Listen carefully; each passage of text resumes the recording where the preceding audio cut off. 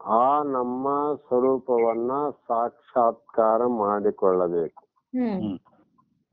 ಇದನ್ನೇ ಸುಜ್ಞಾನ ಅಂತ ಕರೆದರಮ್ಮ. ಈ ರೀತಿ ಭಾವಿಸುವುದೇ ಸುಜ್ಞಾನ. ಅನಿತ್ಯವಾದ ದೇಹವನ್ನೇ ನಿತ್ಯವೆಂದು ಭಾವಿಸುವುದೇ ಅಜ್ಞಾನ. ಆದ್ದರಿಂದ ಈ ನಮಗೆ ತೋರಿ ಬರುತ್ತಿರುವ ಈ ಮಿಥ್ಯಾ ಸ್ವರೂಪವಾದ ಜಗತ್ತು ಮತ್ತು ಈ ದೇಹ ಇವನ್ನ ಬಿಟ್ಟು ಜಗತ್ತಿನ ತುಂಬಿರುವಂತ ವ್ಯಾಪಕನಾದ ಈಶ್ವರ ಅಥವಾ ಪರಮಾತ್ಮನೇ ಈ ದೇಹದ ವ್ಯಾಪಕನಾಗಿರುವಂತ ಜೀವಾತ್ಮನೇ ಪರಮಾತ್ಮ, ಪರಮಾತ್ಮನೇ ಜೀವಾತ್ಮ. ಹೀಗೆ ಈ ಶರೀರವನ್ನ ತೊರೆ ಅಂದ್ರೆ ತಿಳಿದು ಇದು ಅಸತ್ಯವೆಂದು ಭಾವಿಸುವುದು. ಈ ಪ್ರಕಾರ ಭಾವ ಬಂದದ್ದಾದರೆ ಅದೇ ಮುಕ್ತನ ಸ್ಥಿತಿ. ಅದಕ್ಕೆ ಮಹಾತ್ಮರು ನಿಜಗುಣರು ಪಡೆವೆ ನೀನು ಎಂದಿಗೆ ಪರ ಮುಕ್ತಿ ಸುಖವನು ಕೆಡುವ ಕಾಯದ ಮೋಹವನ್ನು ಮಾಣೆ ಮನುಜಾಂದ್ರವು. ಮುಕ್ತಿಯನ್ನ ನಾವು ಹೊಂದಬೇಕಾಗಿತ್ತು ಅಂದ್ರೆ ಆ ಮುಕ್ತ ಆನಂದವನ್ನ ಅನುಭವಿಸಬೇಕಾಗಿತ್ತು ಅಂದ್ರೆ ಕೆಡುವ ಶರೀರದ ಮೇಲೆ ಮೋಹವನ್ನು ಬಿಡಬೇಕ್ರಿ. ಶರೀರ ಇರಬೇಕು, ಶರೀರದ ಮೇಲೆ ಮೋಹ ಹೋಗ್ಬೇಕು. ಆ ಮೋಹ ಹೋಗಬೇಕಾಗಿತ್ತಂದ್ರೆ ಅದರ ವಿವೇಕ ಪೂರ್ಣವಾಗಿ ಆ ಒಂದು ವೈರಾಗ್ಯ ಬಂದಂತ ಪ್ರಸಂಗದಲ್ಲಿ ಈ ಶರೀರದ ಮೋಹವನ್ನ ಬಿಡ್ಲಿಕ್ಕೆ ಬರ್ತದೆ. ಅದಕ್ಕೆ ಎಲ್ಲಿವರೆಗೂ ಈ ಶರೀರವನ್ನ ಹೇವೆಂದು ಈ ಶರೀರ ಏನಾದ್ರೆ ಹೇ ಅಂತ, ಹೇ ಅಂದ್ರೆ ಇದು ನರಕ ಅಂತ ಈ ರೀತಿ ವಿಚಾರ ಮಾಡಿ ಶರೀರವನ್ನ ನಾನು ಅಲ್ಲ ಅನ್ನುವ ಭಾವವನ್ನು ಬಿಟ್ಟು ನಾನು ಬ್ರಹ್ಮವು ವಿಶುದ್ಧ ಬುದ್ಧಿಯಿಂದ ಅಖಂಡ ಜ್ಞಾನ ಸ್ವರೂಪನಾದ ನನ್ನ ಸ್ವರೂಪವೇ ಆತ್ಮವೆಂದು ತಿಳಿದುಕೋ. ಕಾರಣ ಈ ದೇಹವನ್ನ ನಾವು ಕೂಡ ಅಲ್ಲ ಅಂತ ಎಲ್ಲರಿಗೂ ಜ್ಞಾನ ಆಗುತ್ತಿತ್ತು. ಪ್ರತಿಯೊಬ್ಬರಿಗೂ ಸಹಜವಾಗಿ ಜ್ಞಾನ ಆಗಬಹುದಾಗಿತ್ತು. ಹೇಗೆಂದರೆ ಎಲ್ಲಿಯಾದರೂ ಮನೆಯಲ್ಲಿ ಅಥವಾ ಬಹಿರಂಗದಲ್ಲಿ ಮೂತ್ರ ಮಲದ ವಾಸನೆ ನಮ್ಮ ನಾಸಿಕ ಅಂದ್ರೆ ಮೂಗಿಗೆ ತಗುಲಿದಾಗ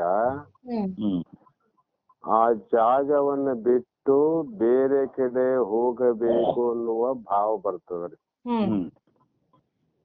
ಪ್ರತಿಯೊಬ್ಬರು ಆ ಹೇಸಿಕೆಯ ವಾಸನೆ ನೋಡಿ ಆ ವಾಸನೆಯಿಂದ ದೂರ ಹೋಗಬೇಕು ಅಂತ ನಾವು ಮೂಗಾದ್ರೂ ಮುಚ್ಚಿಕೊಂಡು ಸ್ವಲ್ಪ ದೂರ ಹೋಗ್ತೀವಿ. ಯಾಕೆಂದ್ರೆ ಅದು ಎಷ್ಟು ದುರ್ವಾಸನೆ ಆದಂತ ಅನುಭವಕ್ಕೆ ಬಂತು. ಅದರಂಗೆ ಈ ಶರೀರ ಕೂಡ ಫಲವು ಪೇಯದ ತಾಣವೆನಿಸುವ ಅಂಗದಳು. ಇದು ಬರೇ ಮಲಮೂತ್ರ ಅಷ್ಟೇ ಅಲ್ಲ, ಬರೇ ಮೂತ್ರದಷ್ಟು ಹೊಲಸಲ್ಲ. ಇದು ಮಲ ಮೂತ್ರ ರಕ್ತ ಮಾಂಸ ಎಲಬು, ಚರ್ಮ, ಮಜ್ಜ ಹ್ಮ್ ಇಷ್ಟು ಕೂಡ ಹ್ಮ್ ದುರ್ಗಂಧದಿಂದ ಹ್ಮ್ ಅತಿ ಹೇಸಿಕೆಯ ಬರುವಂತ ವಸ್ತುಗಳೇ ನಮ್ಮ ಶರೀರದಲ್ಲಿ ಇದ್ದಾವೆ. ಹೌದಿಲ್ಲಮ್ಮ? ಆದರೂ ಕೂಡ ಈ ಶರೀರದಿಂದ ನಾವು ಬಿಡುಗಡೆ ಆಗುವ ಪ್ರಯತ್ನವನ್ನೇ ಮಾಡ್ತಾ ಇಲ್ಲ ಜೀವ. ಈ ಶರೀರದಲ್ಲೇ ಇರಬೇಕು ಅಂತ ಪ್ರಯತ್ನ ಮಾಡ್ತಾನೆ ನೋಡ್ರಿ. ಮತ್ತ ಮಲಮೂತ್ರ ಇದ್ದ ಸ್ಥಳದಲ್ಲೇ ನಿಲ್ಲಬೇಕು ಅಂತ ಹುಚ್ಚ ಕೂಡ ಪ್ರಯತ್ನ ಮಾಡಂಗಿಲ್ಲ. ಅಷ್ಟು ಹೇಯವಾದ ಶರೀರದಲ್ಲಿ ನಾನು ಸದಾಕಾಲ ಇರಬೇಕು ಅಂತ ವಿಚಾರ ಮಾಡ್ತಾನೆ ಜೀವ ಅಂದ್ರೆ ಅವನಿಗೆ ದೇಹವೇ ನಾನು ಅನ್ನುವಂತ ಭ್ರಮೆ ಆಗ್ಯದ್ರಿ. ದೇಹ ನಾನು ಅಂತ ಭಾವ ಆಗ್ಯದ. ಈ ಭಾವಕ್ಕೇನೆ ಅಜ್ಞಾನ ಅಂತ ಕರೆದವ ಶಾಸ್ತ್ರ. ಜೀವನಿಗೆ 7 ಅವಸ್ಥೆಗಳಲ್ಲಿ ಇದು ಮೊದಲನೆಯ ಅವಸ್ಥೆ. ಬ್ರಹ್ಮನಿಗೆ ಲಕ್ಷಣಗಳು 5: ಸತ್ತು, ಚಿತ್ತು, ನಿತ್ಯ, ಆನಂದ, ಪರಿಪೂರ್ಣ. ಇವು 5 ಬ್ರಹ್ಮನ ಲಕ್ಷಣ ನೋಡ್ರಿ. ಮತ್ತ ಜ್ಞಾನಿಗೆ ಅವಸ್ಥೆಗಳು 5. ಬ್ರಹ್ಮನ ಲಕ್ಷಣ 5, ಜ್ಞಾನಿಗೆ ಅವಸ್ಥೆಗಳು 5, ಅಜ್ಞಾನಿಗೆ ಅವಸ್ಥೆಗಳು 3. ಜಾಗ್ರ, ಸ್ವಪ್ನ, ಸುಸುಪ್ತಿ ಅಜ್ಞಾನಿಯ ಅವಸ್ಥೆಗಳು. ಇವು ಎಲ್ಲರಿಗೂ ಬರ್ತಾವ, ಎಲ್ಲರಿಗೂ ಹೋಗ್ತಾವಮ್ಮ. ಆದ್ರೆ ಪ್ರಯತ್ನದಿಂದ ಜ್ಞಾನಿಗೆ ಬರುವಂತ ಅವಸ್ಥೆಗಳು 5: ಜಾಗ್ರ, ಸ್ವಪ್ನ, ಸುಸುಪ್ತಿ, ತೂರ್ಯ, ತೂರ್ಯಾತೀತ. ಇವು ಜ್ಞಾನಿಗಳಿಗೆ ಬರುವಂತ ಅವಸ್ಥೆಗಳಮ್ಮ. ಮತ್ತ ಅಜ್ಞಾನಿ ಜೀವನಿಗೆ 7 ಆವರಣಗಳು. 7 ರೀತಿಯ ಆವರಣ ಅಂದ್ರೆ ಅವನಿಗೂ ಕೂಡ ಅವಸ್ಥೆಗಳು. ಅದರಲ್ಲೇ ಮೊದಲನೇ ಅವಸ್ಥೆ, ಇಂಥ ಅನಿತ್ಯವಾದ ಶರೀರವನ್ನ ನಿತ್ಯ ಎಂದು ಯಾವ ಭಾವಿಸಿದ್ದಾನೆಯೋ ಅವನಿಗೆ ಮೊದಲನೆಯ ಅಜ್ಞಾನದ ಅವಸ್ಥೆಯೇ ಇದು. ಅಜ್ಞಾನ ಅಂತ ಮೊದಲನೇ ಅವಸ್ಥೆ. ಇದನ್ನ ಬಿಟ್ಟು ಬರಬೇಕಾದ್ರೆ ವಿಶುದ್ಧ ಬುದ್ಧಿಯಿಂದ ಬುದ್ಧಿಯನ್ನ ಶುದ್ಧ ಮಾಡಿಕೊಂಡು ಅಂತಃಕರಣವನ್ನ ಶುದ್ಧೀಕರಿಸಿಕೊಂಡು ಅಖಂಡ ಜ್ಞಾನ ಸ್ವರೂಪವಾದ ನಿನ್ನ ಆತ್ಮನೇ ಎಂದು ನೀನು ತಿಳಿದುಕೋ. ಇದು ಸುಜ್ಞಾನ ಅವಸ್ಥೆ ರೀ. ಅದು ಅಜ್ಞಾನ ಅವಸ್ಥೆ. ಆ ಬ್ರಹ್ಮನೇ ನಾನಂತ ತಿಳಿದುಕೊಳ್ಳೋದು ಸುಜ್ಞಾನದ ಅವಸ್ಥೆ. ಈ ರೀತಿಯಾಗಿ ಅವರು ವಿಚಾರವನ್ನ ಮಾಡಿ ಹೇಳಿದ್ದು. ಆದರೂ ಕೂಡ ಇಂಥ ಸಪ್ತ ಧಾತುಗಳ ಹೇಯವಾದ ಶರೀರ, ಅದರ ಮೇಲೆ ಇರುವಂತ ದುರ್ವಾಸನೆ, ಇವೆಲ್ಲವೂ ಕೂಡ ಅನಿತ್ಯ ಹೊಲಸು ಅಂತ ನಮಗೆ ಅನುಭವ ಬರಂಗಿಲ್ರಿ. ಮೂತ್ರದ ಅನುಭವ ಬರ್ತದ, ಹೇಸಿಕೆಯ ಅನುಭವ ಎಲ್ಲರಿಗೂ ಆಗ್ತದ. ಅದರಂತೆ ದೇಹದಲ್ಲಿ ಕೂಡ ಹಲವು ಪೇಯದ, ಹಲವು ರೀತಿಯ ದುರ್ವಾಸನೆಯ ವಸ್ತುಗಳು ತುಂಬಿದ್ರು ಕೂಡ ನಮಗೆ ಅರಿವಿಗೆ ಬರ್ತಾ ಇಲ್ಲ. ಯಾಕೆಂದರೆ ಇವುಗಳು ನಮಗೆ ಗೋಚರ ಆಗದಂತೆ ಮಾಯೆ ಅನ್ನುವಂಥದ್ದು ಆ ಒಂದು ಹೇಯವಾದ ವಸ್ತುಗಳು ಯಾರಿಗೂ ಕಾಣದಂತೆ ಶುದ್ಧವಾದ ಒಂದು ಚರ್ಮದ ಹೊದಿಕೆಯನ್ನು ಹಾಕಿದ್ರಿ. ಚರ್ಮದಲ್ಲಿ ಎಲ್ಲರ ಮೇಲೆ ಆ ಚರ್ಮದ ಒಳಗ ಇವೆಲ್ಲ ನೋಡ್ರಿ. ಆದ್ರೆ ಯಾಕ ನಮಗೆ ಗೋಚರ ಆಗೋದಿಲ್ಲ ಅಂದ್ರೆ ಮೇಲ್ಗಡೆ ಮೋಹದಿಂದ ಬಹಳ ಅಂದದಿಂದ ಚಂದದಿಂದ ಕೂಡಿದಂತ ಈ ಚರ್ಮದ ಹೊದಿಕೆಯನ್ನ ಮಾಯೆ ಸೃಷ್ಟಿ ಮಾಡಿ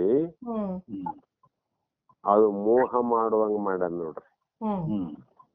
ಜಗತ್ತು ಯಾವುದಕ್ಕಾಗಿ ಒಬ್ಬರನ್ನ ಮೋಹ ಮಾಡ್ತೀವ್ರಂದ್ರೆ ಈ ಒಳಗಡೆ ಇರ್ತಕ್ಕಂತ ಯಾವ ವಸ್ತುಗಳಿಗಾಗಿ ಅಲ್ಲ,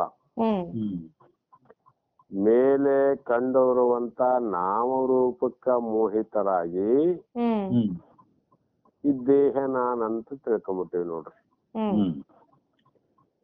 ನಾವು ಇನ್ನೊಬ್ಬರ ದೇಹದಲ್ಲಿ ಮೋಹ ಮಾಡ್ತೇವಿ, ಇನ್ನೊಬ್ಬರು ನಮ್ಮ ದೇಹದ ಮೇಲೆ ಮೋಹ ಮಾಡ್ತಾರ. ಅವರು ಒಬ್ಬರಿಗೊಬ್ಬರು ಮೋಹ ಮಾಡದಿದ್ದರೂ ಕೂಡ ನಮ್ಮ ದೇಹದಲ್ಲಿ ನಾವು ಬಹಳಷ್ಟು ಮೋಹವನ್ನ ಗಟ್ಟಿ ಮಾಡ್ಕೊಂಡಿವ್ರಿ.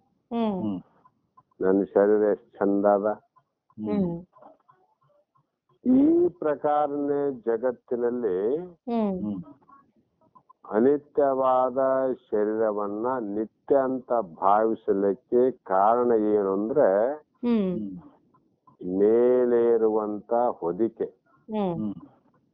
ಆ ನಾಮರೂಪಕ್ಕೆ ಮರಳಾಗ್ಬಿಡುತ್ತೆ ನೋಡಿ ಜಗತ್ತು. ಕಾರಣ ಇದು ಮಾಯಾಜಾಲ ಅಂತ. ಕಾರಣ 251ನೇ ಶ್ಲೋಕದಲ್ಲಿ ಮುತ್ಕಾರ್ಯಂ ಸಕಲಂ ಘಟಾರಿ ಸತತಂ ಮೃತ್ ಮಾತ್ರಮೇವ ಅಹಿತಂ ತದ್ವತ್ ಸಚ್ಚಲಿತಂ ಇದಂ ಅಖಿಲಂ. ಸತ್ ಆತ್ಮಕಂ ಸತ್ಮಾತ್ರಂ ಏವ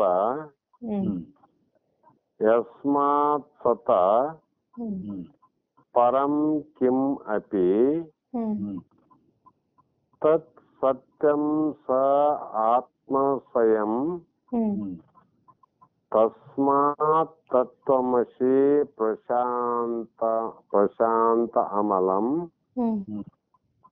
ಬ್ರಹ್ಮ ಅದ್ವಯಂ ಯತ್ ಪರಂ ಅಂದ್ರು.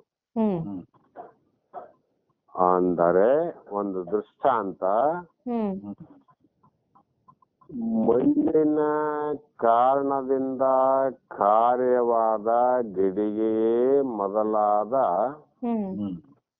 ಸಮಸ್ತವು. ಇದನ್ನ ಬಹಳ ಸಲ ದೃಷ್ಟಾಂತ ಕೇಳಿರಿ, ವಿಶಾಲ ಮಾಡೋದೇನು ಅವಶ್ಯಕತೆ ಇಲ್ಲ. ಅವೆಲ್ಲವೂ ಕೂಡ ಯಾವಾಗಲೂ ಮಣ್ಣೇ ಆಗಿರುತ್ತವೆ. ಹೌದಿಲ್ಲಮ್ಮ? ಯಾವಾಗಲೂ ಮಣ್ಣೆ. ಗೆಡೆಗೆ ತಯಾರಾಗೋದಕ್ಕಿಂತ ಮುಂಚೆ ಮಣ್ಣೆ, ಗೆಡೆಗೆಯಾಗಿ ತೋರುವಾಗ ಮಣ್ಣೆ, ನಂತರ ಧೂಳಾದಾಗ ಇರುವುದು ಮಣ್ಣೇ ಆಗಿರುತ್ತದೆ. ಮಣ್ಣು ಬಿಟ್ಟು ಮಡಿಕೆ ಇಲ್ಲ. ಹಾಗೆಯೇ ಸದ್ವಸ್ತುವಿನಿಂದ ಉತ್ಪನ್ನವಾದ ಸದ್ವಸ್ತು ಯಾವುದರಿದಾಗ? ಬ್ರಹ್ಮ. ಜಗತ್ತು ಉತ್ಪತ್ತಿ ಯಾವುದಕ್ಕಿಂತ ಮುಂಚೆ ಕಾರಣವಾದ ಬ್ರಹ್ಮ ಒಂದೇ ಇತ್ತು. ಹ್ಮ್ ಆ ಬ್ರಹ್ಮದ ಕಾರ್ಯ ಏನಾಯ್ತಲ್ರಿ, ಹ್ಮ್ ಕಾರ್ಯಕಾರಣ ಕೂಡ ತೆಗಿಬೇಕ್ರಿ. ಮೊದಲೆಲ್ಲ ಹೇಳಿವಿ, ಹ್ಮ್ ತಿಳಿಲಿಕ್ಕೆ ಕಾರ್ಯಕಾರಣವನ್ನ ಹೇಳಬೇಕಾಗ್ಯದ. ಅದರಿಂದ ಉತ್ಪನ್ನವಾದ ಇದೆಲ್ಲವು ಇದೇನ್ರಿ, ಇದು ಅನ್ನುವಂತ ಅದು ಅನ್ನುವಂತ ಜಗತ್ತು ಮತ್ತು ದೇಹ ಎಲ್ಲವೂ ಸದಾತ್ಮಕವು ಸನ್ಮಾತ್ರವೇ ಆಗಿರುತ್ತದೆ. ಕಾರಣ ರೂಪ ಇರಬೇಕಲ್ರಿ ಕಾರ್ಯದಲ್ಲಿ. ಕಾರಣ ಮಣ್ಣಾದ್ರೆ ಕಾರ್ಯದಲ್ಲಿ ಮಣ್ಣೇ ಇರ್ತದ, ಬೇರೆ ಇರ್ಲಿಕ್ಕೆ ಸಾಧ್ಯ ಇಲ್ಲ.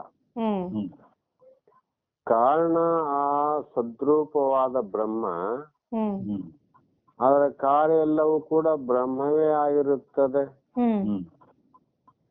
ಸದ್ವಸ್ತುವಿಗಿಂತ ಬೇರೆಯಾಗಿ ಯಾವುದು ಒಂದು ಇಲ್ಲದೆ ಇರುವುದರಿಂದ, ಮಣ್ಣು ಬಿಟ್ಟು ಮಡಿಕೆ ಇಲ್ಲದೆ ಇರುವುದರಿಂದ ಅದೆಲ್ಲವೂ ಮಣ್ಣು ಸ್ವರೂಪನೇ. ಅದರಂತೆ ಬ್ರಹ್ಮನಿಂದ ತೋರುವಂತ ಕಾರ್ಯವಾದಂತ ಜಗತ್ತೆಲ್ಲವೂ ಬ್ರಹ್ಮ ಒಂದನ್ನ ಬಿಟ್ಟು ಬೇರೆ ಇರಲಿಕ್ಕೆ ಸಾಧ್ಯವೇ ಇಲ್ಲ. ಅದಕ್ಕಾಗಿ ಬ್ರಹ್ಮವೇ ಸತ್ಯ, ಅದೇ ಸ್ವತಃ. ಮಣ್ಣೇ ಸತ್ಯ, ಮಣ್ಣೇ ಸ್ವತಃ. ಅದರಂತೆ ಆತ್ಮನು ಆಗಿರುವುದರಿಂದ ಅದು ಶ್ರೇಷ್ಠವೂ ಆಗಿದೆ ಮತ್ತು ಪ್ರಶಾಂತವೂ ಆಗಿದ್ದು, ಅದು ಯಾವಾಗಲೂ ಶುದ್ಧತ್ವದಿಂದ ಕೂಡಿದ್ರಿ. ಅಶುದ್ಧವಾದದ್ದು ಶರೀರ, ಶುದ್ಧವಾದದ್ದು ಬ್ರಹ್ಮ. ಮತ್ತು ಹೇಗಿದೆ ಅಂದ್ರೆ, ಒಂದೊಂದು ಜೀವಿಗಳಿಗೆ ಒಬ್ಬೊಬ್ಬ ಬ್ರಹ್ಮ ಇಲ್ಲ. ಒಂದೇ ಆಕಾಶ ಇಡೀ ಜಗತ್ತಿಗೂ ಹೇಗೆ ಆಶ್ರಯ ಪದವಾಗಿದೆಯೋ, ಅದೇ ಪ್ರಕಾರ ಅದ್ವಯವೂ ಆದ ಪರಬ್ರಹ್ಮವಾಗಿರುವುದು ಯಾವ್ದ್ರೆ ಈ ಲಕ್ಷಣದಿಂದ ಇದ್ದಿದ್ದೇ ಪರಬ್ರಹ್ಮ. ಅಷ್ಟೇ ಅಲ್ಲ, ಆ ಪರಬ್ರಹ್ಮವೇ ನೀನಾಗಿರುವೆ. ನಾವೇನ್ ತಿಳ್ಕೊಂಡಿದ್ದೇವೆ ಮೊದಲು ಅಜ್ಞಾನಾವಸ್ಥೆಯಲ್ಲಿ, ಈಶ್ವರ ಬೇರೆ, ಪರಮಾತ್ಮ ಬೇರೆ, ಜೀವಾತ್ಮ ಬೇರೆ, ಜಗತ್ತು ಬೇರೆ, ಪದಾರ್ಥಗಳೇ ಬೇರೆ, ವಸ್ತುಗಳೇ ಬೇರೆ, ಎಲ್ಲವೂ ಕೂಡ ಭಿನ್ನ ಭಿನ್ನ ಭಿನ್ನ ಭಿನ್ನ ಅಂತ ನಾವು ಬೇರೆ ಬೇರೆ ಬೇರೆ ಅಂತ ತಿಳ್ಕೊಂಡು ಅದರಲ್ಲಿ ಯಾವುದು ನಮಗೆ ಅನುಕೂಲವಾಗುತ್ತದೆಯೋ ಅದನ್ನ ನಾನು ಪಡೆಯಬೇಕು ಅನ್ನುವಂತ ಅನುಕೂಲಕ್ಕಾಗಿ ಅನಂತ ಚಿಂತನೆಗಳನ್ನ ಮಾಡಿ ಇರುವಂತ ಆಯುಷ್ಯವನ್ನ ನಾವು ಕಳೆದು ಬಿಟ್ಟಿವಿ. ಅದಕ್ಕೆ ಎಲ್ಲಾ ವಸ್ತುಗಳ ಸ್ವರೂಪವೇ ನಾವಾಗಿದ್ದೀವಿ ಅಂತ. ಎಲ್ಲಾ ವಸ್ತುಗಳಲ್ಲಿ ನಾವಿದ್ದೀವಿ, ಇಲ್ಲ ಅಂತಲ್ಲ. ಆದರೆ ಅಜ್ಞಾನದ ಕಾರಣದಿಂದ ಬೇರೆ ಆಗಿವಂತ.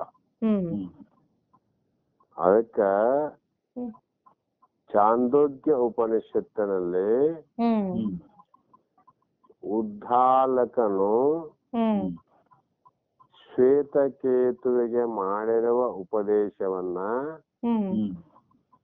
ನೀವು ಸುಲಭವಾಗಿ ತಿಳಿದುಕೊಳ್ಳಲು ಇಲ್ಲಿ ಸಂಗ್ರಹವನ್ನ ಮಾಡಿಕೊಳ್ಳಲು ಅವಕಾಶವಿದೆ ಅಂತ ಹೇಳಿದ್ರು. ಎಲ್ಲವೂ ಕೂಡ ಅನಿತ್ಯ ಅಂತ ಹೇಳಿದ್ರು ನೋಡ್ರಲ್ಲಿ. ಅವನು ಈ ಒಂದು ಗೋವುಗಳ ದಾನವನ್ನ ಬ್ರಾಹ್ಮಣನಿಗೆ ಮಾಡ್ತಿದ್ದಿ, ಅಪ್ಪ ಈ ಗೋವುಗಳು ನೂಕಿದ್ರೆ ಬೀಳ್ತಾವ, ಹಾಲು ಕೊಡಲಾರದ ಈ ಪಶುಗಳು ಇವುಗಳನ್ನ ಬ್ರಾಹ್ಮಣನಿಗೆ ಕೊಟ್ಟದ್ದಾದರೆ ಪ್ರಯೋಜನ ಏನಾಗುವುದು ಅಂತ ಕೇಳಿದಾಗ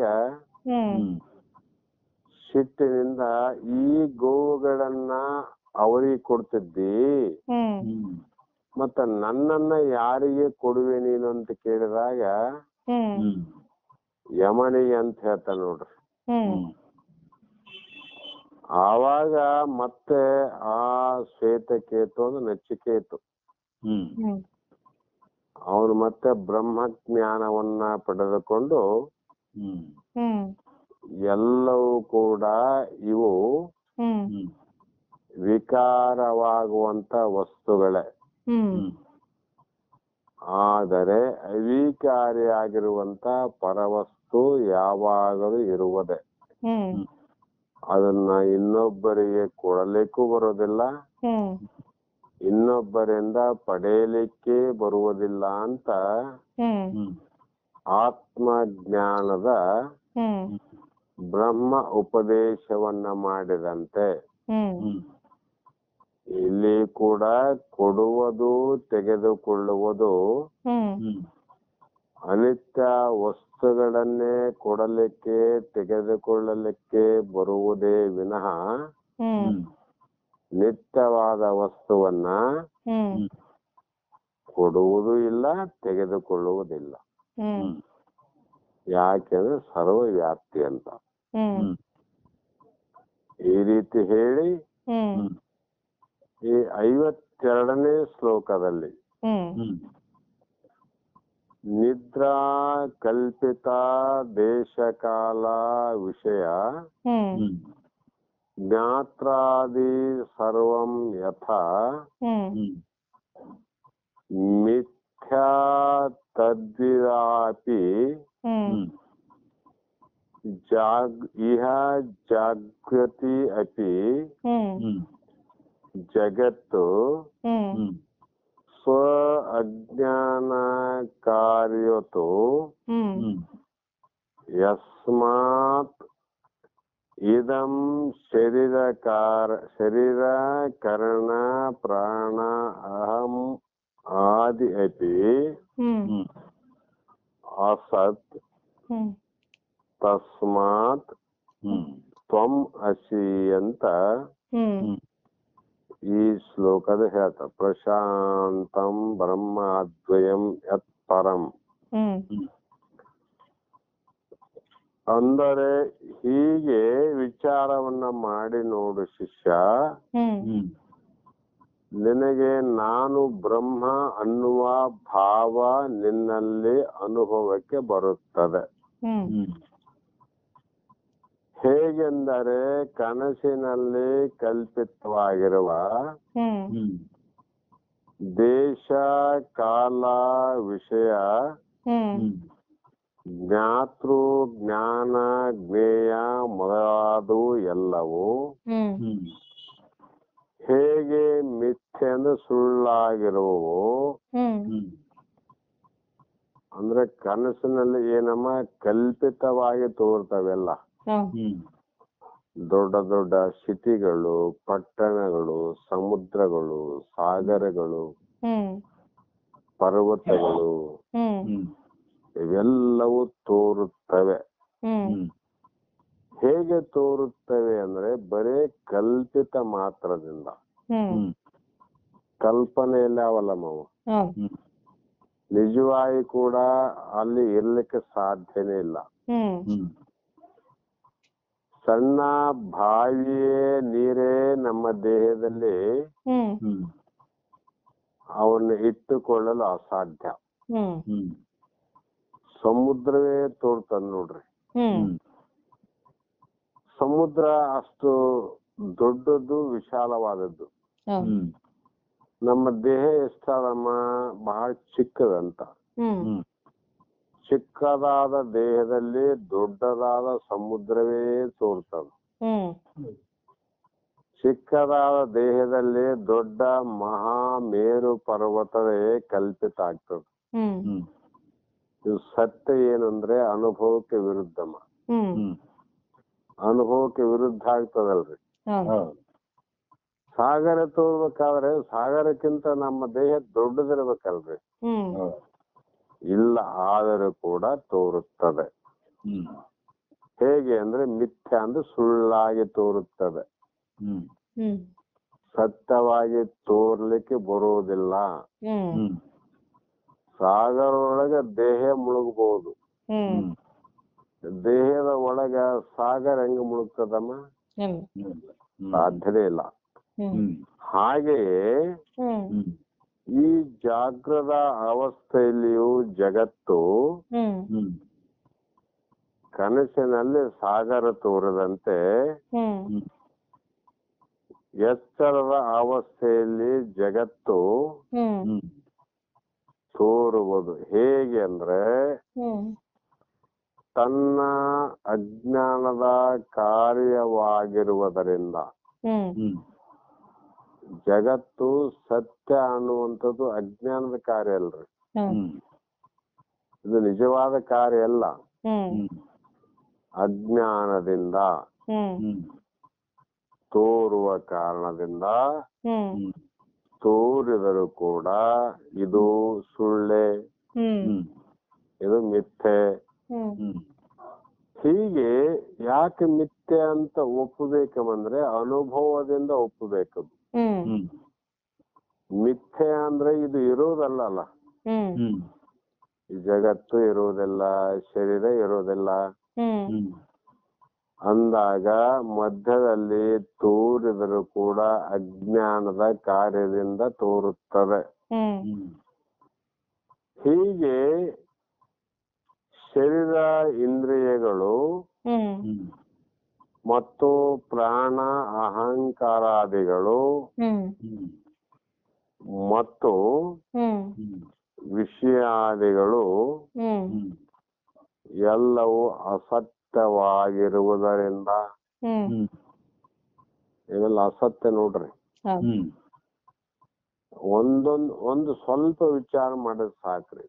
ಹ್ಮ್ ಮನುಷ್ಯನು ಹ್ಮ್ ಎಲ್ಲವನ್ನ ಕಳೆದುಕೊಂಡರೂ ಕೂಡ ಅವನು ಬದುಕುತ್ತಾನೆ ಅನ್ನುವುದಕ್ಕೆ ಒಂದು ಸಣ್ಣ ದೃಷ್ಟಾಂತ. ಹ್ಮ್ ಹ್ಮ್ ಒಬ್ಬನಿಗೆ ಕಾಲಲ್ಲಿ ಏನೋ ಚುಚ್ಚಿತ್ತು, ಹ್ಮ್ ಹ್ಮ್ ಅದರಿಂದ ನಂಜು ಆಯ್ತು. ಹ್ಮ್ ಹ್ಮ್ ವೈದ್ಯನಲ್ಲಿ ಹೋದಾಗ ಹ್ಮ್ ಹ್ಮ್ ವೈದ್ಯ ಹೇಳ್ತಾನ ಇದು ನಂಜಾಗಿದೆ, ಹ್ಮ್ ಹ್ಮ್ ಇದನ್ನ ಆ ಕಾಲನ್ನ ಅರ್ಧ ತೆಗಿಯಬೇಕು, ಹ್ಮ್ ಹ್ಮ್ ಕಾಲನ್ನ ಕೆಡಿಬೇಕಂತ ಹೇಳ್ತಾರ. ಹ್ಮ್ ಹ್ಮ್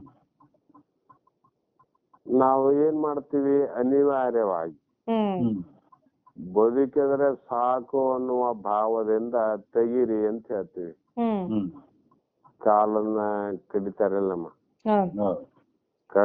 ಕಡಿದಂತ ಕಾಲನ್ನ ತಿಪ್ಪೆಯಲ್ಲಿ ಹಾಕಿದಂಗ ಹ್ಮ್ ಹ್ಮ್ ಎಲ್ಲೋ ಒಂದ್ ಕಡೆ ಒಗದ್ ಬಿಡ್ತಾರ ಅದನ್ನ.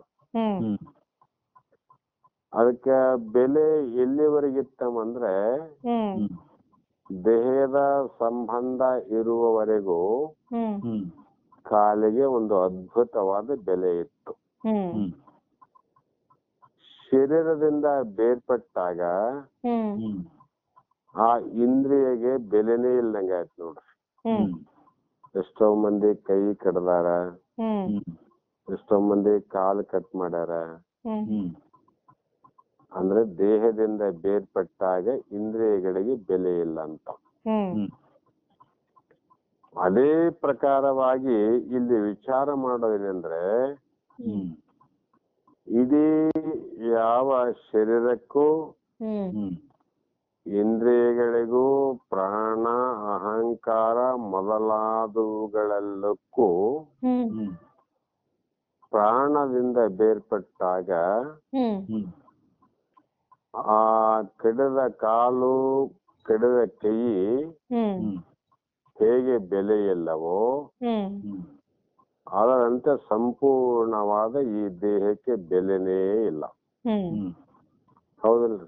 ಹೌದು. ಹ್ಮ್ ಅದಕ್ಕಾಗಿ ನಿರ್ದಾಕ್ಷಿಣ್ಯವಾಗಿ ಹ್ಮ್ ಹ್ಮ್ ಎಲ್ಲರೂ ಎಂಥ ಮೋಹದ ಪೊತ್ತಡೆಯಲ್ಲಿ ಹ್ಮ್ ಹ್ಮ್ ಎಷ್ಟೇ ಕೋಟಿ ಕೋಟಿ ಜನರಿಗೆ ಬೇಕಾದಂತ ಶರೀರವೇ ಇರಲಿ, ಹ್ಮ್ ಹ್ಮ್ ಅದೆಲ್ಲವನ್ನ ನಿರ್ದಾಕ್ಷಿಣ್ಯವಾಗಿ ಮಣ್ಣಲ್ಲಿ ಮುಚ್ಚಿ ಬರ್ತೀವಿ ನಾವು. ಹ್ಮ್ ಹ್ಮ್ ಮಣ್ಣಲ್ಲಿ ಹಾಕ್ತಿವಿ, ಹ್ಮ್ ಒಂಚೂರು ಕೆಮಿಕಲ್.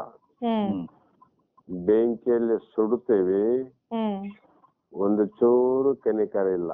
ಹ್ಮ್ ಹ್ಮ್ ಯಾಕೆ ಅಂದ್ರೆ ಅದಕ್ಕ ಈಗ ಬೆಲೆ ಇಲ್ಲ ಅಂತ. ಹ್ಮ್ ಹ್ಮ್ ಬೆಲೆ ಇಲ್ಲಲ್ರಿ. ಹ್ಮ್ ಹೌದು. ಅದರಂತೆ ಆ ಆಧಾರವಾಗಿರತಕ್ಕಂತ ಬ್ರಹ್ಮನ ಹ್ಮ್ ಹ್ಮ್ ಆಶ್ರಯವನ್ನ ತಪ್ಪಿಸಿಕೊಂಡಾಗ ಹ್ಮ್ ಹ್ಮ್ ಈ ಜೀವನಕ್ಕೆ ಬದುಕೇ ಇಲ್ಲ ನೋಡ್ರಿ. ಹ್ಮ್ ಹ್ಮ್ ಅದರ ಆಶ್ರಯ ತಪ್ಪಿದಾಗ ಆನಂದವೇ ಇಲ್ಲ ನಮಗ, ಹ್ಮ್ ಬರೇ ದುಃಖ. ಹ್ಮ್ ಯಾಕಂದ್ರೆ ಬ್ರಹ್ಮನ ಆಧಾರದಿಂದ ಬೇರ್ಪಟ್ಟಾಗ, ಹ್ಮ್ ಆ ಬ್ರಹ್ಮನ ಆಶ್ರಯದಲ್ಲಿದ್ದಾಗ ನಮಗ ಆನಂದ ಆಗ್ತದ. ಹ್ಮ್ ಹ್ಮ್ ಆ ಬ್ರಹ್ಮ ನಾನು ಅಲ್ಲ ಅನ್ನುವಂತ ಭಾವ ಬಂದಾಗ ಸರ್ವ ದುಃಖ ಪ್ರಾಪ್ತಿ ಆಗ್ತದೆ. ಹ್ಮ್ ಹ್ಮ್ ಅದಕ್ಕ ಜಾಗೃತದಲ್ಲಿ ಹ್ಮ್ ಹ್ಮ್ ಆ ಯಾವ ಪ್ರಾಣದಿಂದ ಬೇರ್ಪಟ್ಟ ಶರೀರಕ್ಕೆ ಯಾವ ಬೆಲೆ ಇಲ್ವೋ, ಹ್ಮ್ ಹ್ಮ್ ಅದರಂತೆ ಆತ್ಮನ ಅರಿವು ಇಲ್ಲದಂತ ಬದುಕಿಗೆ ಹ್ಮ್ ಹ್ಮ್ ಜಗತ್ತಿನಲ್ಲಿ ಬೆಲೆಯೇ ಇಲ್ಲ ಅಂತ. ಹ್ಮ್ ಹ್ಮ್ ಬೆಲೆ ಇಲ್ಲ ಅಂದ್ರೆ ಏನಮ್ಮ, ನಮ್ಗ ಮನೆ ಇಲ್ಲ ಅಂತ ಅರ್ಥ ಅಲ್ಲ, ಹ್ಮ್ ಹ್ಮ್ ಭೂಮಿ ಇಲ್ಲ ಅಂತ ಅರ್ಥ ಅಲ್ಲ, ಹ್ಮ್ ಹ್ಮ್ ಒಡವೆಗಳಿಲ್ಲ ಅಂತ ಅರ್ಥ ಅಲ್ಲ. ಹ್ಮ್ ಹ್ಮ್ ಎಲ್ಲವೂ ಇದ್ದರೆ ಕೂಡ ಬೆಲೆ ಯಾಕೆ ಇಲ್ಲ ಅಂದ್ರೆ ಹ್ಮ್ ಹ್ಮ್ ಆನಂದ ಸುಖ ಇಲ್ಲದ ಬದುಕು ಅಂತ. ಹ್ಮ್ ಹ್ಮ್ ಆನಂದವಿಲ್ಲದ ಬದುಕು, ಹ್ಮ್ ಹ್ಮ್ ಸಂತೋಷವಿಲ್ಲದ ಬದುಕು ಹ್ಮ್ ಹ್ಮ್ ಜಗತ್ತಿನಲ್ಲಿ ಬೆಲೆ ಇಲ್ಲದಂತ ಬಾಳಿವೆ ಅಂತ. ಹ್ಮ್ ಹ್ಮ್ ಅದಕ್ಕೆ ಸರ್ಪಭೂಷಣರು ಏನಿದ್ದೊಡೇನಂ ನಿಜ ಬೋಧೆ ಒಂದಿಲ್ಲದರೆ ಅಂದ್ರು. ಅವ್ರು ಹ್ಮ್ ಹ್ಮ್ ಎಲ್ಲಾ ಇದ್ದಾರೆ ಅವರಿಗೆ. ಹ್ಮ್ ರಾಜ್ಯ ಇದೆ, ಧನ ಇದೆ, ಕನಕ ಇದೆ, ಹ್ಮ್ ಅನಂತ ವೈಭವ, ಅಧಿಕಾರ, ಎಲ್ಲವೂ ಭೋಗ ಭಾಗ್ಯ ಎಲ್ಲವೂ ಇದೆ. ಹ್ಮ್ ಹ್ಮ್ ಆದರೆ ಆನಂದ ಒಂದು ಇಲ್ಲದಿದ್ದಾರೆ ಹ್ಮ್ ಹ್ಮ್ ಏನಿದ್ರೆ ಏನ್ ಪ್ರಯೋಜನ ಆದ್ರೆ? ಹ್ಮ್ ಜಗತ್ತಿಗೆ ಬಂದದ್ದೇ ನಾವು ಆನಂದ ಪಡೋಕ್ಕಾಗಿ. ಹ್ಮ್ ಹ್ಮ್ ಈ ಜಗತ್ತಿಗೆ ಬಂದದ್ದೇ ನಾವು ಭಗವಂತನನ್ನ ಕಾಣೋದಕ್ಕಾಗಿ. ಹ್ಮ್ ಹ್ಮ್ ಈ ಜಗತ್ತಿಗೆ ಬಂದದ್ದೇ ನಾವು ಮುಕ್ತಿಯ ಧಾಮವನ್ನ ಮುಟ್ಟೋದಕ್ಕಾಗಿ. ಹ್ಮ್ ಹ್ಮ್ ಸಾಮಾನ್ಯ ಒಂದು ನದಿಯನ್ನು ನೋಡಿ ತಿಳ್ಕೊಬೇಕ್ರಿ ನಾವು. ಹ್ಮ್ ಅದಕ್ಕಿಂತ ಬಹಳ ಸಲ ಹೇಳಿವಿ, ಹ್ಮ್ ಒಂದು ಮಳೆ ಹನಿ ಹ್ಮ್ ಹ್ಮ್ ಆಕಾಶದಿಂದ ಬೀಳುವಾಗ ಅಷ್ಟು ತೀವ್ರವಾಗಿ ಬರ್ತದ್ರಿ ಹ್ಮ್ ಭೂಮಿ. ಹ್ಮ್ ಹ್ಮ್ ನಿಧಾನ ಇಲ್ಲ, ಬಹಳ ತೀವ್ರಗತಿಯಲ್ಲಿ ಬರ್ತದ. ಹ್ಮ್ ಮತ್ತ ಅದೇ ತೀವ್ರತೆಯಿಂದ ಭೂಮಿ ಮೇಲೆ ಬಿದ್ದ ತಕ್ಷಣ ವಿಶ್ರಾಂತಿ ಪಡೆಯಂಗಿಲ್ಲ ಅದು. ಹ್ಮ್ ಮತ್ತೆ ಅದು ಹರಿಲಿಕ್ಕೆ ಪ್ರಾರಂಭ ಮಾಡ್ತದ. ಹ್ಮ್ ಹರಿತಾ ಹರಿತಾ ಒಂದು ಯಾವುದೋ ಒಂದು ಸ್ಥಳವನ್ನ ಮುಟ್ತದ. ಹ್ಮ್ ಅಲ್ಲಿಂದ ಮತ್ತೆ ಹಳ್ಳಕ್ಕೆ ಹರಿತದ.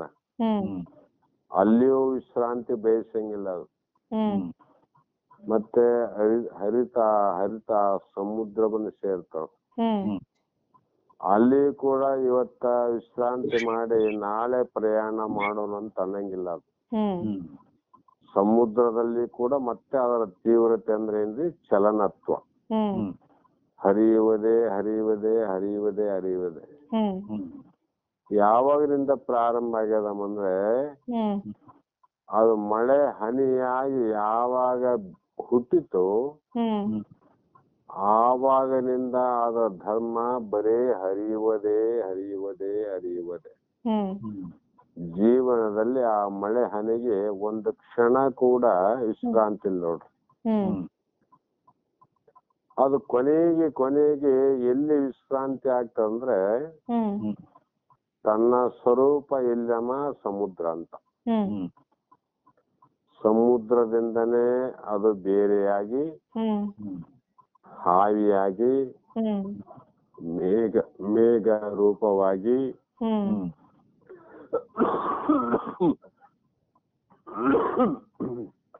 ಮತ್ತೆ ಪುನಃ ಮಳೆ ಹನಿಯಾಗಿ ಹ್ಮ್ ಹ್ಮ್ ಅದು ಭೂಮಿಯಲ್ಲಿ ಕಾಲುವೆಯಾಗಿ ಹ್ಮ್ ಹ್ಮ್ ಹಳ್ಳದ ರೂಪವಾಗಿ ಹ್ಮ್ ಹ್ಮ್ ನದಿಯ ರೂಪವಾಗಿ ಹ್ಮ್ ಮತ್ತೆ ಪುನಃ ಸಮುದ್ರಕ್ಕೆ ಸೇರ್ಬೇಕು ನೋಡ್ರಿ. ಹ್ಮ್ ಹ್ಮ್ ಅಲ್ಲಿ ಅದಕ್ಕೆ ವಿಶ್ರಾಂತಿ ಆಗಲ್ಲಮ್ಮ. ಹೌದು. ಹ್ಮ್ ಅದಕ್ಕೆ ವಿಶ್ರಾಂತಿ ಧಾಮ, ಮತ್ತೆ ಮುಂದೆ ಎಲ್ಲಿ ಹೋಗೋದಿಲ್ಲ ಅದು. ಹ್ಮ್ ಅದೇ ಪ್ರಕಾರವಾಗಿ ಜೀವನಿಗೆ ಮನುಷ್ಯನಿಗೆ ಹ್ಮ್ ಹ್ಮ್ ನಮಗೆ ಎಲ್ಲಿವರೆಗೆ ನಾವು ಹ್ಮ್ ಹ್ಮ್ ಇದನ್ನ ನಿರಂತರವಾಗಿ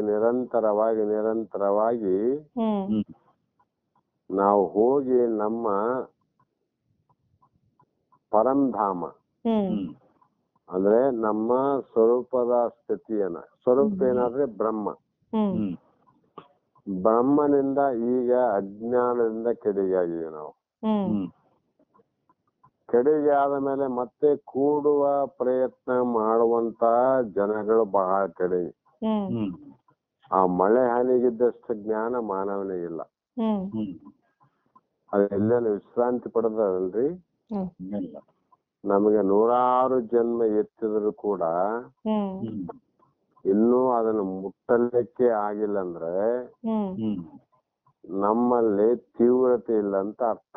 ಹ್ಮ್ ಹ್ಮ್ ನಮ್ಗೆಲ್ಲಿ ಅನ್ನ ನೀರು ಸಿಗ್ತದ್ರೆ ಅಲ್ಲೇ ಮಲಗಿ ಬಿಡ್ತೀವಿ. ಹ್ಮ್ ಹ್ಮ್ ನಮ್ಗೆಲ್ಲಿ ಚಲೋ ವಿಷಯ ಸಿಗ್ತದ ಅಲ್ಲೇ ಒಂದು ಶರೀರ ಕಳೆದು ಬಿಡ್ತೀವಿ. ಹ್ಮ್ ಹ್ಮ್ ಎಲ್ಲಿ ಚಂದ ರೂಪ ಕಾಣ್ತದ ಅಲ್ಲೇ ಒಂದು ಶರೀರ ಕಳೆದು ಬಿಡ್ತೀವಿ. ಹ್ಮ್ ಹ್ಮ್ ಈ ರೀತಿ ಜನ್ಮದ ಪರ್ಯಂತರವಾಗಿ ಹ್ಮ್ ಹ್ಮ್ ವಿಷಯಾದಿಗಳ ಅಡಿಯಲ್ಲೇ ವಿಶ್ರಾಂತಿಯನ್ನ ಪಡೆಯಲಿಕ್ಕೆ ತನ ಜೀವ. ಹ್ಮ್ ಹ್ಮ್ ಹೌದಲ್ರಿ? ಹೌದು. ಹೌದು. ಮತ್ತೆ ಮುಟ್ಟೋದು ಯಾವಾಗ್ರಿ? ಹ್ಮ್ ಹ್ಮ್ ಹರಿತಾ ಹೋದರೆ ತೀವ್ರಗತಿಯಿಂದ ಹರಿದಾಗ ನಿರಂತರ ಪ್ರಯತ್ನದಿಂದ ಸಮುದ್ರ ಮುಟ್ಟಿತು. ಹ್ಮ್ ಹೌದು. ಆದ್ರೆ ನಾವು ಬರೇ ವಿಶ್ರಾಂತಿ ಮಾಡೋರಾದ್ವಿ, ಹ್ಮ್ ಹ್ಮ್ ನಮ್ಮಲ್ಲಿ ಮುಟ್ಟಬೇಕು ಅನ್ನುವಂತ ಪ್ರಯತ್ನ ಇಲ್ಲ. ಹ್ಮ್ ಹ್ಮ್ ಯಾಕೆ ಇಲ್ಲ ಅಂದ್ರೆ ಹ್ಮ್ ಹ್ಮ್ ಅದರ ಅರಿವು ನಮಗಿಲ್ಲ ಅಂತ. ಹ್ಮ್ ಹ್ಮ್ ನಾ ಎಲ್ಲಿಂದ ಬಂದೇನಿ, ಹ್ಮ್ ಹ್ಮ್ ಯಾಕೆ ಬಂದೇನಿ, ಹ್ಮ್ ಹ್ಮ್ ಮತ್ತೆ ಎಲ್ಲಿಗೆ ಹೋಗಿ ನಾವು ಮುಟ್ಟಬೇಕು ಅನ್ನುವಂತ ಕಲ್ಪನೆ ಇಲ್ರಿ ಇವನಿಗೆ. ಹ್ಮ್ ಹ್ಮ್ ಎಚ್ಚರ ತಪ್ಪಿ ಬಿಟ್ಟೇವ್ರು. ಹ್ಮ್ ಹ್ಮ್ ಕುಡಿದವನಿಗೆ ನಿಶ್ಚಯ ಆದಂಗ ಹ್ಮ್ ಹ್ಮ್ ಈ ಮನುಷ್ಯನಿಗೆ ವಿಷಯಾದಿಗಳಿಂದ ನಿಶ್ಚಯ ಆಗ್ಯದ. ಹ್ಮ್ ಹ್ಮ್ ರೂಪದ ನಿಶ್ಚಯ ಕೆಲವು ಮಂದಿ, ಹ್ಮ್ ಹ್ಮ್ ಶಬ್ದದ ನಿಶ್ಚಯ ಕೆಲವು ಮಂದಿ, ಹ್ಮ್ ಹ್ಮ್ ವಾಸನಾ ವಿಷಯ ಕೆಲವು ಮಂದಿ, ಹ್ಮ್ ಹ್ಮ್ ಹೀಗೆ ಧನ ಕನಕಾದಿಗಳಲ್ಲಿ ಹ್ಮ್ ಭೋಗದ ವಸ್ತುಗಳಲ್ಲಿ ಹ್ಮ್ ಅವುಗಳ ಸೇವನೆಯಿಂದ ಇವನಿಗೆ ನಿಶ್ಚಯ ಆಗ್ಬಿಟ್ಟದ ಜೀವನಿಗೆ. ಹ್ಮ್ ಅದಕ್ಕಾಗಿ ಇಲ್ಲೇ ಮಗ್ನ ಆಗ್ಬಿಟ್ಟ ನೋಡ್ರಿ. ಹ್ಮ್ ಪ್ರಪಂಚ ಸುಖದಲ್ಲೇ ಮಗ್ನ ಆಗ್ಬಿಟ್ರು ಜೀವಿಗಳು. ಹ್ಮ್ ಯಾಕೆ ಅಂದ್ರೆ ಅದರ ನಿಶ್ಚಯ ಹಂಗಿದೆ ಅದು. ಹ್ಮ್ ಈ ರೀತಿ ಹ್ಮ್ ಹ್ಮ್ ಆ ನಿಷೇಧ ಪದಾರ್ಥಗಳು ಹ್ಮ್ ಹ್ಮ್ ವಿಷ ಸಮಾನವಾದುವಂತ ಯಾರಿಗ್ ಗೊತ್ತಾಗ್ತದ್ರಿ, ಹ್ಮ್ ಹ್ಮ್ ಅವನು ಮುಟ್ಟಕ್ ಹೋಗೋದಲ್ಲ. ಅವನು ಹ್ಮ್ ಹ್ಮ್ ಎದುರಿಗಿದ್ರು ಕೂಡ ಮುಟ್ಟಂಗಿಲ್ಲ ನೋಡ್ರಿ. ಹ್ಮ್ ಕೆಲವರು ಹುಡುಕ್ತಾ ಹೋಗಿ ಅದನ್ನ ಮುಟ್ಟುವ ಪ್ರಯತ್ನ ಮಾಡ್ತಾರೆ. ಹ್ಮ್ ಈ ಬಾರ್ ಶಾಪ್ಗಳು ಅಂತ ಊರು ಹೊರಗ ಹ್ಮ್ ಹ್ಮ್ ಎಲ್ಲೋ ಹೊರಗಡೆ ಇರ್ತಾವ್ರಿ. ಹ್ಮ್ ಮಾಂಸದ ಅಂಗಡಿ ಇರ್ಲಿ, ಬಾರ್ ಶಾಪ್ಗಳೇ ಇರ್ಲಿ, ಹ್ಮ್ ಅಥವಾ ಬೇರೆ ಬೇರೆ ಇನ್ನಿತರ ಯಾವ ದುರಭ್ಯಾಸದ ಹ್ಮ್ ಕೆಲವು ವಸ್ತುಗಳು ಎಲ್ಲೇ ಇದ್ರು ಕೂಡ ಹ್ಮ್ ನಾವೇ ಹುಡುಕ್ತಾ ಹೋಗಿ ಹ್ಮ್ ಹ್ಮ್ ಅದನ್ನು ಪಡಿತೀವಿಲ್ರಿ. ಹೌದು. ಹೌದು. ಎಲ್ಲಿವರೆಗೂ ಅಂದ್ರೆ ಇವು ಹ್ಮ್ ಹ್ಮ್ ನಿನಗೆ ಹಾನಿಯನ್ನ ಮಾಡುತ್ತವೆ, ಹ್ಮ್ ಹ್ಮ್ ದುಃಖವೇ ನಿನಗೆ ಪ್ರಾಪ್ತಿ ಆಗುತ್ತದೆ, ಹ್ಮ್ ಹ್ಮ್ ಒಂದಿಲ್ಲ ಒಂದು ದಿನ ನಿನ್ನ ಬದುಕನ್ನೇ ನಷ್ಟ ಮಾಡುತ್ತವೆ, ಹ್ಮ್ ಹ್ಮ್ ನಿನ್ನ ಸಂಸಾರವನ್ನೇ ಹಾಳು ಮಾಡುತ್ತವೆ ಅನ್ನುವಂತ ಕಲ್ಪನೆ ಹ್ಮ್ ಹ್ಮ್ ಎಲ್ಲಿವರೆಗೂ ಬರೋದಿಲ್ಲ ಹ್ಮ್ ಹ್ಮ್ ಅಲ್ಲಿವರೆಗೂ ಅವನು ಬಿಡೋದಿಲ್ಲ. ಹ್ಮ್ ಹೌದಿಲ್ಲಮ್ಮ? ಹೌದು. ಹೌದು. ಅದೇ ರೀತಿ ಇಲ್ಲಿ ನಮಗೆ ಸದ್ಗುರುನಾಥ ಸತ್ಶಾಸ್ತ್ರಗಳು ಹ್ಮ್ ಹ್ಮ್ ಮಹಾತ್ಮರು ಮತ್ತು ಭಗವಂತ ಹ್ಮ್ ಹ್ಮ್ ನೋಡು ಜೀವನೇ, ಹ್ಮ್ ಹ್ಮ್ ನೀನು ನನ್ನಿಂದ ನನ್ನ ಸ್ವರೂಪನೇ ಇದ್ದು ನನ್ನಿಂದ ಈಗ ಬೇರೆಯಾಗಿದ್ದಿ. ಹ್ಮ್ ಹ್ಮ್ ಬೇರೆ ಮಾಡಿದ್ದು ಯಾವುದು ಅಂದ್ರೆ ಮಾಯಾ ಉಪಾಧಿ. ಹ್ಮ್ ಹ್ಮ್ ಆ ಮಾಯೇನೇ ನಮ್ಮನ್ನ ಬೇರೆ ಮಾಡ್ಯದ್ ನೋಡು.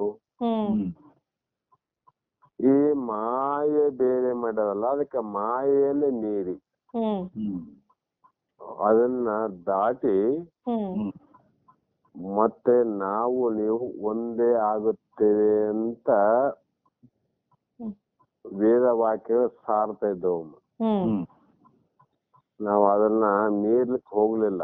ಹ್ಮ್ ಹ್ಮ್ ಅದರ ಅಡಿಯಾಳಾಗಿ ಹ್ಮ್ ಹ್ಮ್ ಅದರಲ್ಲೇ ವಿಶ್ರಾಂತಿ ಸುಖ ಶಾಂತಿ ಇದೆ, ನೀನ್ಯಾಕೆ ಬೇಕು ಅಂತ ಹ್ಮ್ ಹ್ಮ್ ನಾವು ಪ್ರಯತ್ನಹೀನರಾದ ಕಾರಣ ಹ್ಮ್ ಹ್ಮ್ ಈ ಪ್ರಪಂಚ ಸಂಸಾರದ ದುಃಖಗಳು ತಾಪಗಳು ಹ್ಮ್ ಹ್ಮ್ ನಮಗ ಮುಳುಗಿ ತೇಲುವಂಗ ಹ್ಮ್ ಹ್ಮ್ ನಮ್ ಕಷ್ಟವನ್ನ ಕೊಡಕತ್ತಾವ.